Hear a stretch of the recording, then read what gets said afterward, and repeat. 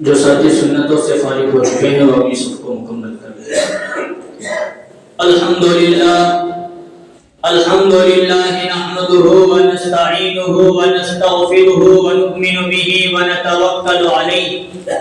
ونعوذ باللہ من شرور انفسنا ومن سیئات اعمالنا من يهد الله فلا مضل له ومن يضلله فلا هادي له ونشهد أن لا إله إلا الله وحده لا شريك له ونشهد أن سيدنا ومولانا محمدا عبده ورسوله صلى الله عليه وعلى آله وأصحابه وبارك وسلم تسليما كثيرا كثيرا أما بعد فأعوذ بالله من الشيطان الرجيم بسم الله الرحمن الرحيم قل هو الله أحد الله الصمد لم يلد ولم يولد ولم يكن له كفوا أحد وقال النبي صلى الله عليه وسلم من مات وهو لا يشرك بالله شيئا دخل الجنة أو كما قال عليه الصلاة والسلام صدق الله العظيم وصدق رسوله النبي الكريم رب اشرح لي صدري ويسر لي أمري واحلل عقدة من لساني يفقهوا قولي۔ ایک مرتبہ نبی اکرم صلی اللہ علیہ وسلم پر درود شریف پڑھ لیجیے۔ اللهم صل على محمد وعلى آل محمد كما صليت على إبراهيم وعلى آل إبراهيم إنك حميد مجيد اللهم بارك على محمد وعلى آل محمد كما باركت على إبراهيم وعلى آل إبراهيم إنك حميد مجيد۔ محترم بزرگوں اور عزیز دوستوں، اللہ تبارک و تعالیٰ کا احسان، اللہ کا فضل اور اللہ کا کرم ہے کہ اللہ تبارک و تعالیٰ نے ہم تمام کو نماز جمعہ کے لیے اپنے گھر مسجد سے جلد آنے کی توفیق نصیب فرمائی۔ جو باتیں کہی جائے اللہ تعالیٰ ہم تمام کو ان تمام باتوں پر ہمیشہ عمل کرنے کی توفیق نصیب فرمائے۔ بزرگوں، دوستوں اور عزیزوں، اسلامی عقائد میں سب سے اہم عقیدہ اور سب سے بنیادی عقیدہ کلمہ توحید ہے۔ توحید کے بارے میں ہمیں درست ہونا یہ بہت ضروری۔ اگر نمازیں پڑھ کر پیشانی پر گھٹا آ جائے اور ہمارے توحید عقیدہ توحید درست نہیں تو نماز کسی کام کی نہیں ہے۔ اگر زکوٰۃ، صدقہ فطر ہم نے اتنا دیا کہ اچھے غریبوں کو ہم نے مالدار کیا اور ہمارا توحید کا عقیدہ درست نہیں تو دینا کچھ کام بھی نہیں ہے۔ اگر ہم نے بہت سارے نیک اعمال کیے لیکن عقیدہ توحید کے بارے میں ہم ڈگمگا رہے ہیں، ہمارے قدم ڈگمگا رہے ہیں، تو یہ سب کچھ نیک اعمال کرنا ذرہ برابر ہمیں نہ دنیا میں فائدہ دیں گے اور نہ آخرت میں فائدہ دیں گے۔ اب توحید کا تو کیا؟ توحید کے معنی ہوتے ہیں اللہ کو ایک ماننا، اللہ کے علاوہ کسی غیر کو اللہ کا شریک نہ بنانا، اس کو کہتے ہیں توحید۔ تمام انبیاء علیہم السلام جو دنیا میں مبعوث ہوئے، سب نے جہاں دین کی دعوت دی، دین کا کام کیا، وہاں سب نے توحید کی دعوت اس طرح دی کہ ان انبیاء علیہم السلام کا بائیکاٹ کیا گیا، ان انبیاء علیہم السلام کو تکلیفیں دی گئی، ان انبیاء علیہم السلام کو طرح طرح ستایا گیا، مارنے کی، قتل کرنے کی دھمکیاں تک نہیں بلکہ مکمل کام تمام کرنے کی ناکام کوششیں بھی کی گئی، لیکن اللہ رب العالمین نے ان انبیاء علیہ السلام کی حفاظت فرمائی۔ سب کا خلاصہ یہی نکلتا ہے کہ تمام انبیاء علیہم السلام نے توحید کی دعوت دی کہ ایک اللہ کے علاوہ کسی اور اللہ کا شریک ہو نہیں سکتا،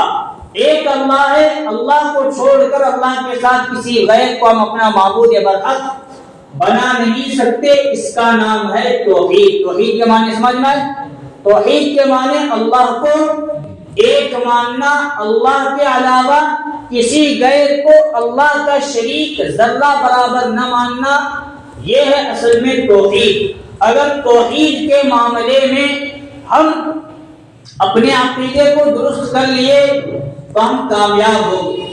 اور اگر کلمہ توحید، عقیدہ توحید بس زبان پر نام کا ہے، ایک اللہ ہے، ایک اللہ کو ہم اپنا معبود سمجھتے ہیں، ہمارا ایک خدا ہے، ہمارا ایک اللہ ہے، لیکن بعد میں ہم مجسموں کو بھی، دیگر چیزوں کو بھی اپنا خدا بنا بیٹھے ہیں، تو پھر یہ ہمارے نماز، روزہ،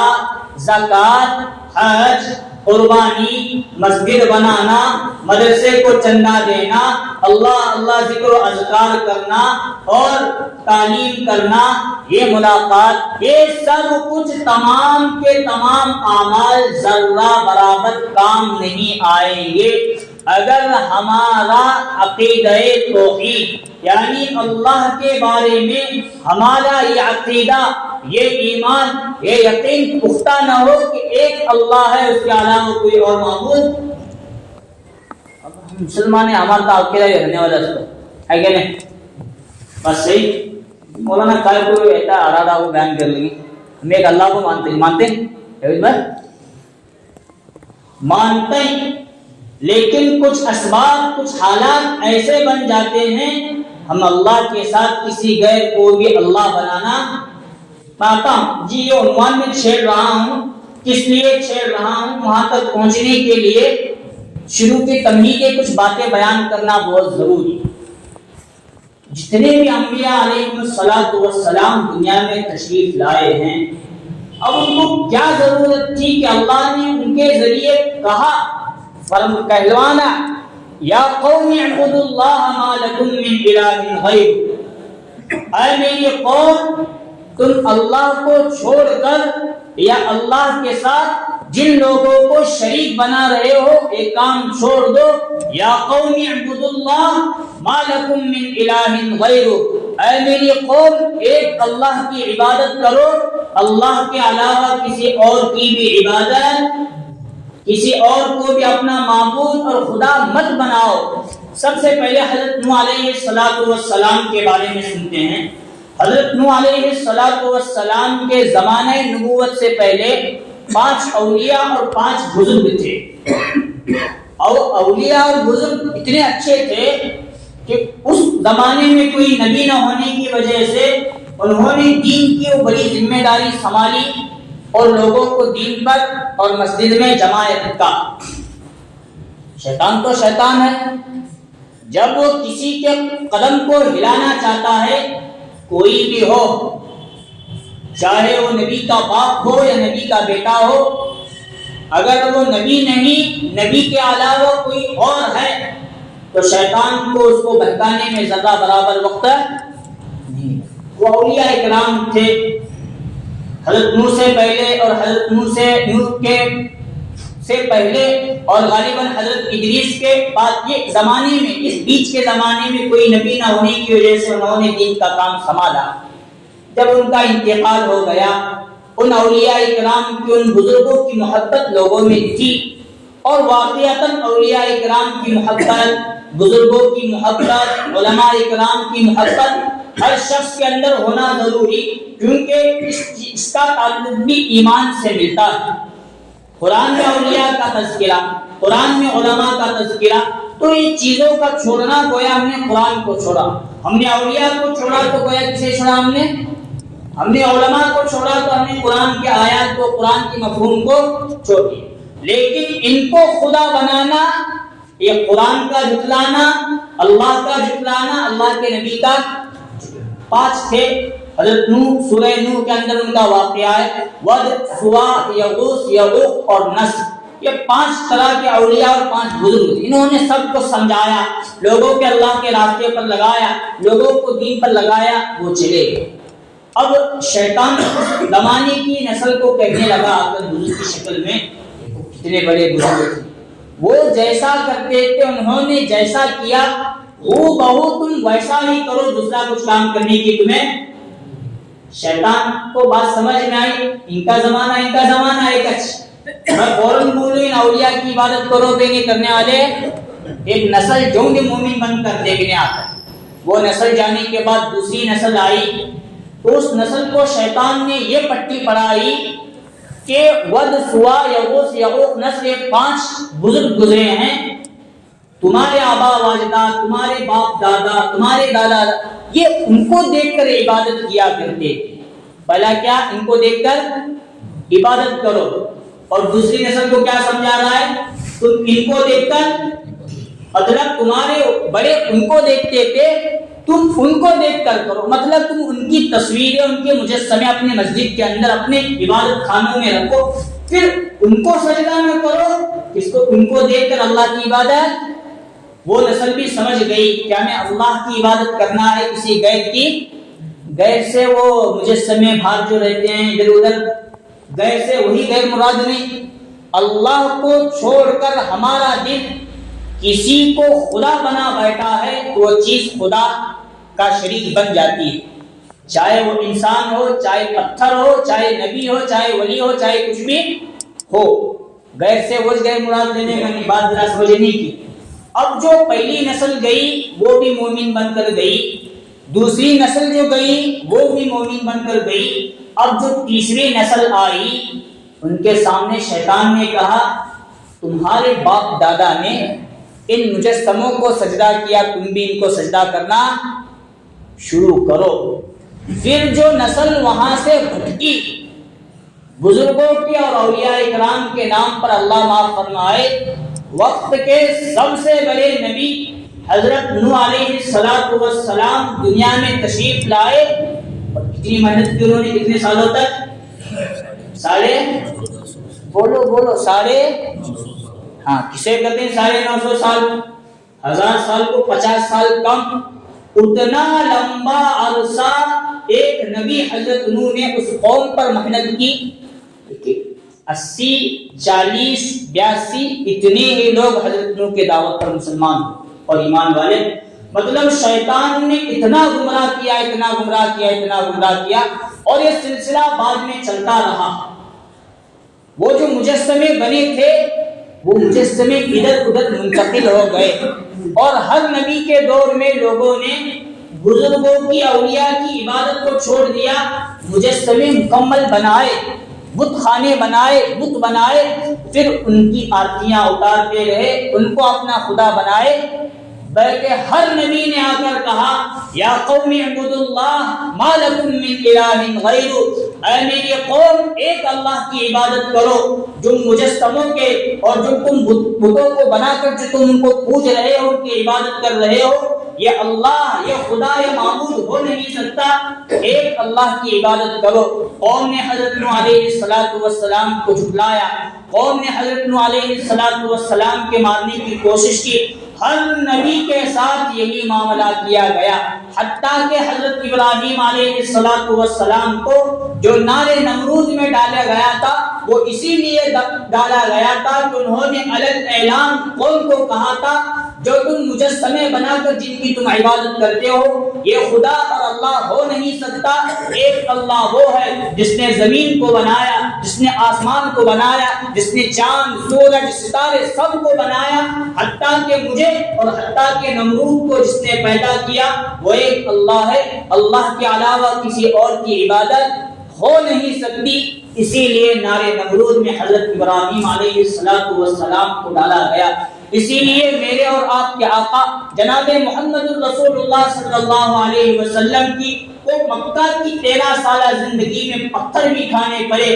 گالیاں بھی کھانا پڑی، لوگوں نے کیا کچھ کہا، پورا کرکٹ بھی حضور پر ڈالا گیا۔ یہی معاملہ تھا کہ حضور صلی اللہ علیہ وسلم نے مکہ کے ہر گھر میں رکھے ہوئے بتوں کا انکار کیا اور کہا لا الہ الا اللہ، ایک اللہ ہے، اللہ کے علاوہ کوئی اور معبود ہو نہیں سکتا۔ لا الہ الا اللہ، توحید کی دعوت، لا الہ الا اللہ، بتوں کا انکار، لا الہ الا اللہ، ایک اللہ وحدہ لا شریک لہ۔ ہر چیز میں رسول اللہ صلی اللہ علیہ وسلم نے یہی دعوت دی کہ ایک اللہ ہے، اللہ کا علاوہ ذرہ برابر ہو نہیں سکتا۔ تب جا کر رسول اللہ صلی اللہ علیہ وسلم پر حالات آئے، تب جا کر نبی اکرم صلی اللہ علیہ وسلم کو ستایا گیا، تب جا کر حضرت ابو بکر رضی اللہ عنہ کو ستایا گیا، تب جا کر صحابہ کرام رضوان اللہ تعالی علیہم اجمعین پر حالات آئے۔ یہ انبیاء کے واقعات، یہ صحابہ کرام رضوان اللہ تعالی علیہم اجمعین کے واقعات ہمیں سبق دیتی ہیں کہ ہم پر کچھ بھی حالات آئے تو ہم اللہ کو چھوڑ کر کسی غیر کو اپنا معبود نہیں بنانا،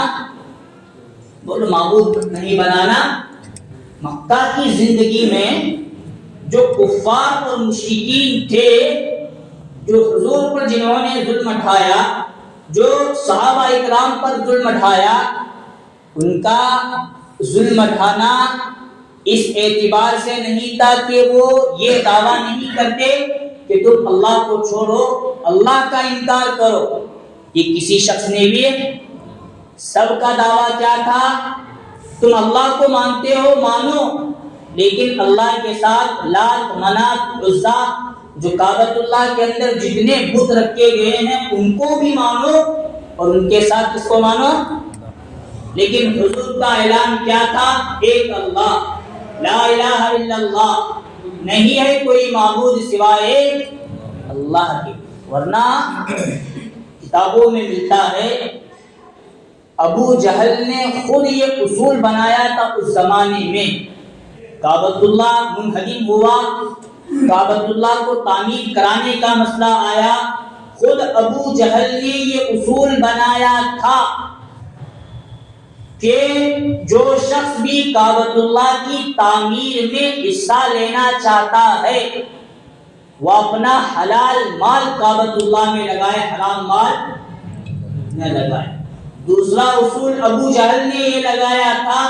جس کپڑوں میں ہم گناہ کرتے ہیں وہ کپڑا پہن کر کعبۃ اللہ کا طواف کیا ہے؟ حالانکہ ابو جہل اس امت کا فرعون، ابو جہل نبی اکرم صلی اللہ علیہ وسلم کا سب سے بڑا جانی دشمن، اسلام کا سب سے بڑا دشمن، لیکن کعبۃ اللہ کے بارے میں اس کی محبت کیوں؟ وہ اس بات کو جانتا تھا کہ کعبہ اللہ کا گھر ہے، لیکن اس دل کے اندر اللہ کے ساتھ اور بھی بہت سارے بت ہیں، خدا ہیں، ان کو ابو جہل چھوڑ۔ اسی لیے اس کا دعویٰ تھا اے محمد آپ لوگوں کو نماز کی طرف بلائیے، مسجد کی طرف، کعبۃ اللہ کی طرف، روزے کی طرف، قرآن کی طرف بلائیے، لیکن مجھے جو تکلیف ہے وہ ایک اللہ کے بارے میں تکلیف ہے۔ آپ ایک اللہ کی دعوت دے رہے ہیں لیکن اتنے جو ہمارے بت ہیں ان کا انکار ہو رہا ہے، اس سے ہمیں تکلیف ہوتی ہے۔ یہ انبیاء نے اسی کا انکار کیا کیونکہ یہ اللہ کا فرمان تھا، لا الہ الا اللہ، اللہ کے سوا کوئی معبود نہیں، محمد رسول اللہ صلی اللہ علیہ وسلم۔ یہ سب بتوں کا انکار کر کے اللہ کی طرف لانے کا نام اصل میں توحید ہے۔ ورنہ کفار و مشرکین کو نماز سے، روزے سے، زکات سے کچھ تکلیف نہ تھی، ان کو تکلیف اسی وجہ سے ہوئی کہ سب کا انکار کرا کے اللہ کی طرف بلایا جا رہا ہے۔ ابو جہل اس بات کو مان نہیں سکتا تھا، ابو لہب اس بات کو مان نہیں سکتا تھا، ہم اللہ کو مانیں گے لیکن اللہ کے ساتھ کسی اور کو بھی اپنا خدا۔ لیکن رسول اللہ صلی اللہ علیہ وسلم نے مکہ کی 13 سالہ زندگی، مدینہ کی 10 سالہ زندگی، کتنی ہوئی ٹوٹل؟ پھر آگے مسئلہ بہت چھوڑ چھوڑ کو بیٹھے، ایسا لگ رہا ہے مجھے جمعہ نہیں، ظہر کی نماز ہے، ظہر کی شاید جمعہ ہے۔ آگے لوگوں کا شادی گئے کہ ہولی میں آگے یہاں بھی جگہ کیا بول رہا تھا وہ؟ ہاں، مکہ اور مدینہ، مکہ کی 13 سالہ زندگی اور مدینہ کی 10 سالہ زندگی میں اتنی محنت صحابہ اکرام پر اور عام لوگوں پر رسول اللہ صلی اللہ علیہ وسلم نے کی، جنہوں نے بھی نبی اکرم صلی اللہ علیہ وسلم کے ہاتھ پر ہاتھ رکھ کر کلمہ پڑھا، پھر انہوں نے غیر اللہ کو چھوڑا، ایک اللہ کو مانا اور ہمیشہ اسی پر زندگی بسر کر کے وہ ہمیں سبق دے کر گئے۔ ہم ایسے ماحول میں تھے، ہمارے ہر طرف بت ہی بت تھے، ہمارے ہر طرف خدا ہی خدا تھے، ہمارے ہر طرف لوگوں نے اللہ کو چھوڑ کر کسی اوروں کو غیر اللہ بنا رکھا تھا، لیکن ہم کلمے والے بنے، ہم نے ایک دعوت، ایک توحید کی دعوت پر لبیک کہا، ایک نبی کو مانا، ایک قرآن کو مانا، پھر ہم اپنا ایمان اور عقیدہ توحید بچا کر لے گئے۔ ورنہ ابو جہل نے صحابہ اکرام پر اتنی کوشش کی کہ صحابہ اپنی پوری زندگی اب ایک مرتبہ اپنی زبان سے نکالے کہ اللہ کے ساتھ ہم کسی اور کو بھی شریک، لیکن صحابہ کا جواب کیا تھا وہاں؟ احد احد، کیا تھا؟ کہ ابو جہل نے جو مارا، جو کوڑے برسائے، جو ریت پر لٹائے، جو انگاروں پر لٹایا، خدا کا انکار کر۔ حضرت بلال حبشی رضی اللہ عنہ کے بارے میں فضائل اعمال میں ہے، سنتے ہیں ہم بار بار، مارنے والے صبح بھی مارا کرتے تھے، شام بھی مارا کرتے تھے، مارنے والے مارتے مارتے کیا ہو جاتے تھے؟ تھک جاتے تھے، لیکن ان کو آرام کرنے کا موقع تک وہ لوگ نالائق لوگ نہیں دیا کرتے تھے، اور دن رات کی مار کوڑوں کے ذریعے الگ، مکہ کی تپتی ہوئی گرم ریت پر گرمی کے موسم میں چت لٹایا جاتا تھا، پیٹھ پر جو مارا گیا ہے چابک کے ذریعے اس کے نشانات، زخم تازہ ہوتا، ریت پر لٹایا جائے تو ریت کی گرمی کی وجہ سے پیٹھ پر لگے اور انسان بےتاب ہو جائے ڈلملنے۔ بھی ہم ننگے پیر گرمی کے موسم میں رستے پر چل نہیں سکتے، یہ تو رستے کی بات، ریت پر چلنے کی طاقت نہیں رہ سکتی، صحابہ اکرام نے وہاں تک قربانیاں دی، لیکن جو اتنا سب کچھ ظلم ڈھایا جا رہا تھا، اس کے پیچھے ان کا مقصد یہ نہیں تھا کہ تم اللہ کا انکار کرو، ان کا مقصد یہ تھا کہ تم اللہ کو مانو نہ مانو ہمیں اس سے کیا لینا دینا نہیں، لیکن جو تم ہمارے معبودوں کا انکار کر رہے ہو ان کا انکار مت کرو، ان کو مانو، ان کے ساتھ کسی اللہ کو بھی رب مت۔ بات سمجھ میں آ رہی؟ ورنہ اس زمانے کے مشرکین، اس زمانے کے کفار کا دعویٰ ذرہ برابر یہ نہ تھا کہ تم ایک اللہ کو چھوڑ دو، وہ کہتے تھے اللہ کو مانو، اس سے ہمیں کچھ مطلب نہیں، ہم بھی اللہ کو مانتے ہیں لیکن اللہ کے ساتھ ہم لات، منات، عزا، 307 جو ہمارے بت ہیں جن کو ہم نے اپنا خدا بنا رکھا ہے، ہم ان کو بھی مانتے ہیں، تم بھی ان کو مانو، اس کے بعد اللہ کو مانیں گے، دونوں مل جل کر مقامی اطمینان کے ساتھ زندگی۔ کیا ضرورت تھی؟ آج ہم مسلمان کرتے ہیں یہ کام، مسجد میں آئے تو اللہ بڑا، بازار میں گئے تو اور سیاسی ماحول میں گئے تو ہمارے وہ فلاں جو ٹھہرے سے انہیں ہمارے بڑے، انہیں ہمارا خدا، گھر میں گئے تو میں خود بڑا، اور دکان میں ہیں تو ہمارا دکان کا گلہ، یہ سب ہم اللہ کو چھوڑ رہے ہیں، اللہ کے ساتھ کسی اوروں کو بھی معبود بنا۔ یہ توحید کے بارے میں مستقل جمنا، چاہے بت ہو، چاہے ہم کسی اور کو سجدہ کر رہے ہیں، اس کو چھوڑ کر خالص ایک اللہ کی عبادت کی اصل عبادت ہے، ایک اللہ کی عبادت اصل عبادت ہے۔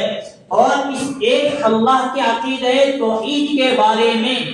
اگر ذرہ برابر اگر ہمارے قدم ڈگمگائے، ہم نمازی، ہم روزے دار، ہم زکوٰۃ دینے والے، عمرہ کرنے والے، حج کرنے والے، قربانی کرنے والے، ایسے مسلمان ویسے مسلمان، لیکن اللہ کو ایک نہیں مانتے، تو پھر یہ نماز، روزہ، زکوٰۃ، حج، مسجد، مدرسہ، خانقاہ کچھ بھی کام آنے والے، کیونکہ اصل میں ہے لا الہ الا اللہ، دنیا کی کوئی چیز خدا ہو نہیں سکتا سوائے اللہ کے۔ جب اللہ ہی کے معاملے میں ہمارا عقیدہ گڑبڑ ہے، ڈگمگا رہا ہے، تو پھر باقی اعمال اللہ تعالیٰ قبول نہیں۔ یہ اصل میں آج کہنے کی نوبت کیوں آ رہی ہے؟ ہم دعوت و تبلیغ کا کام چھوڑ کر ہم لوگوں کو ایمان کی طرف، یقین کی طرف، قرآن حدیث کی طرف بلانے کے بجائے ہم نے اپنا کام چھوڑا، غیر لوگ اب اپنے مذہب کی تبلیغ کے اندر لگے ہوئے ہیں۔ ابھی آپ دیکھ رہے ہوں گے وندے ماترم کا مسئلہ نکلا ہے، اتنا وہ زور پکڑا کہ وہ ہر شخص کو کہنا ضروری نیشنل سونگ قرار دیا جا رہا ہے۔ اب ہمارے اوپر کیا فرق پڑتا ہے نہیں پڑتا ہے، لیکن یہ کہاں گایا جائے گا بھی؟ بولو کہاں؟ اسکولوں کے اندر اسے واجب اور لازمی ضرور قرار دیا جائے گا۔ اللہ جزائے خیر نصیب فرمائے۔ اویسی صاحب کو انہوں نے پارلیمنٹ میں کھڑے رہ کر مکمل کہا ہمارا کلمہ ہے لا الہ الا اللہ، یہ ہمارا عقیدہ ہے، ہم اس کے خلاف کام کرنے کے لیے تیار۔ وہاں جو لوگ لڑ رہے ہیں، لیکن ہم لوگوں کو اپنے اولاد کی اور ساتھ ساتھ اپنے ایمان کی عقیدہ توحید کو درست کرنے کی کوشش کس طرح کرنا، اپنے بچوں کو یہ باتیں بتانا کہ گیت اگر کہنے کے لیے بھی کہے تو کہنا نہیں چاہیے۔ ای بات سمجھ میں؟ چلو کسی وجہ سے ابھی اسکول میں ویسے ڈال دیے ہیں، ڈالنا بھی ضروری ہے، تو پھر ان کو مسجد سے جوڑنا، مسجد سے پہلے ہمیں آنا، ہمیں جڑے تو ہم نہ دیکھو ہمارے بچے جڑنے والے ہو، اور بھائی کو ہمیں بولے جا بابا تو مسجد میں نماز پڑھ، تو جا بابا 3 دن چلا،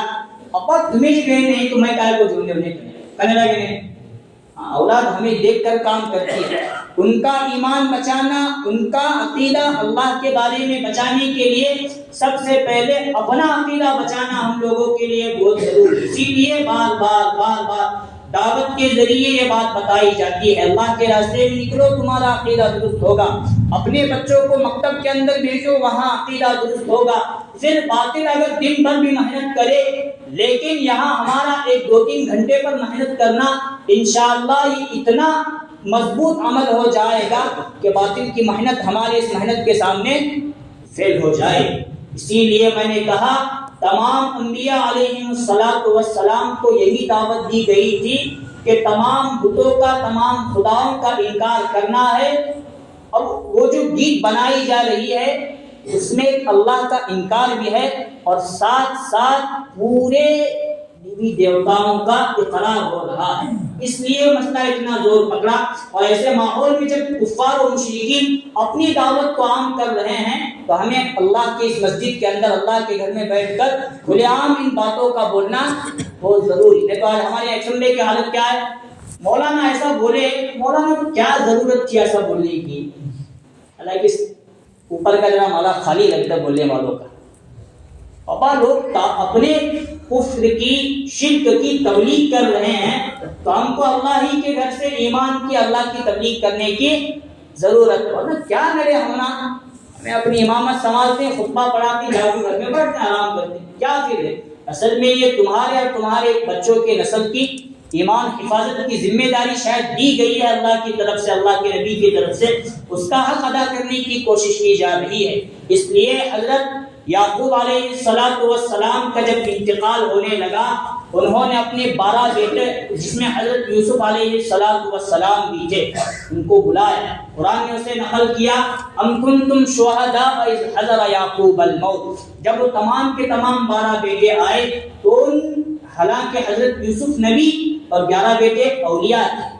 حضرت یعقوب علیہ السلام نے فرمایا میرے بعد تم کس کی عبادت کرو گے؟ ان تمام نے ایک زبان ہو کر کہا جس اللہ کی عبادت آپ نے کی، آپ کے باپ حضرت اسحاق نے کی، اور ہمارے دادا حضرت ابراہیم علیہ السلام نے جس اللہ کی، جس رب کی عبادت کی ہے، ہم آپ نبی کے اولاد ہیں، ہم بھی اسی رب کی عبادت۔ اس آیت سے سبق یہ ملتا ہے کہ ایک نبی، اولیاء جو اولاد ہیں ان کے عقیدہ توحید، ایمان اور یقین کے بارے میں اتنی فکر کر کے دنیا سے جا رہے ہیں تو ہم لوگوں کو اپنے اولاد کو، جو اولاد ہم نے اپنی مسلمان اولاد کو باطل کے حوالے کر دیا ہے، تم دن رات ان پر کفر اور شرک کی محنت کرو، تو ایسے ماحول میں اپنی اولاد کو دعوت کے راستے کے ذریعے جوڑنا، مکتب کے ذریعے جوڑنا، مدرسے کے ذریعے جوڑنا اور خانقاہوں کے ذریعے جوڑنا، ان کے عقیدے کو درست کرنے کی کوشش کرنا، حضرت یعقوب نے جو فکر آخری دم میں کیا تھا، اس نبی کے کئی زیادہ فکروں کے مقابلے میں ہمیں اس سے کئی زیادہ آج اپنے اولاد کے بارے میں فکر کرنے کی ضرورت ہے۔ اسی لیے لا الہ الا اللہ سب سے پہلا بنیادی عقیدہ کلمہ رکھا گیا، لا الہ نہیں ہے کوئی معبود سوائے اللہ۔ جب اللہ کے بارے میں ہمارا عقیدہ درست، جنت میں جانا آسان ہو جائے گا۔ نبی اکرم صلی اللہ علیہ وسلم فرماتے ہیں، من مات وهو لا يشرك بالله شيئا دخل الجنہ، جس کی موت اس حال میں آئی کہ اس نے اللہ کے علاوہ کسی اور کو شریک نہیں بنایا، تو وہ جنت کے اندر داخل ہو جائے گا۔ اللہ تعالیٰ سے دعا ہے اللہ تعالیٰ ہم تمام کو اللہ وحدہ لا شریک لہ کے بارے میں عقیدہ توحید کو درست کرنے کی توفیق نصیب فرمائے، شرک سے، کفر سے، بت پرستی سے، غیروں کے یہاں جا کر سجدہ کرنے سے بچائے۔ آمین وآخر دعوانا الحمدللہ رب العالمین۔